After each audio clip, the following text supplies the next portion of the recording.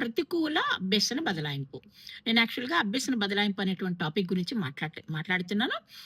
In my previous video I have explained the introduction about this particular topic. Transfer of learning, అభ్యసన బదలాయింపు అంటే ఏంటో చెప్పడం జరిగింది. And also I have discussed about the first type of transfer of learning, that is positive transfer of learning. అభ్యసన బదలాయింపులో అనుకూల బదలాయింపు అంటే ఏంటనేది నేను చెప్పడం జరిగింది. అనుకూల బదలాయింపు అంటే ఏంటంటే, నేను I want to tell you very briefly once.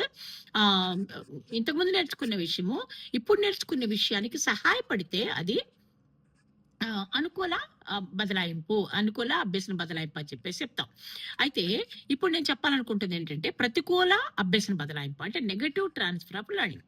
అంటే ఏంటంటే, ఇంతకుముందు నేర్చుకున్న విషయము ఇప్పుడు నేర్చుకునే విషయానికి అభ్యంతర పరిస్తే, ఇప్పుడు నేర్చుకున్న విషయానికి అభ్యంతరం కలిగిస్తే, అది నెగెటివ్‌గా వర్క్ చేస్తే అది నెగెటివ్ ట్రాన్స్‌ఫర్ ఆఫ్ లెర్నింగ్ అని చెప్పేసి చెప్తాం. ఎలా అని చెప్పేసి ఒక ఎగ్జాంపుల్ చూద్దాం.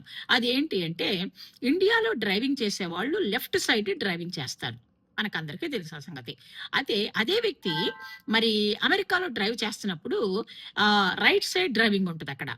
మరి ఇండియాలో డ్రైవింగ్ తెలుసుకున్న వ్యక్తి ఈ స్కిల్స్, టెక్నిక్స్ తెలిసుంటాడు. ఇదే సేమ్ టెక్నిక్ అక్కడ వాడబోతే అక్కడేమవుతుందంటే నెగెటివ్‌గా అది వర్క్ చేస్తుంది.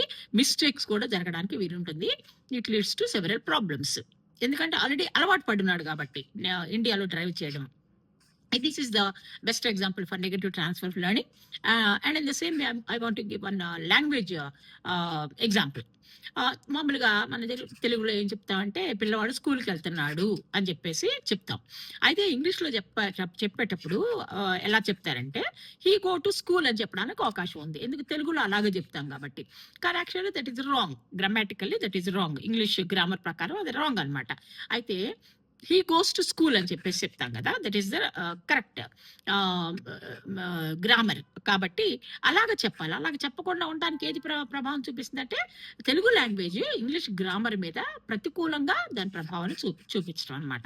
ఈ విధంగా ఇంతకుముందు నేర్చుకున్న విషయం ఇప్పుడు నేర్చుకునే విషయానికి అభ్యంతర పట్టం, ఆటంకపరిచినప్పుడు that is called negative transfer of learning. ఇదే కాకుండా ఇంకా 2 రకాల ట్రాన్స్ఫర్స్ ఉన్నాయి.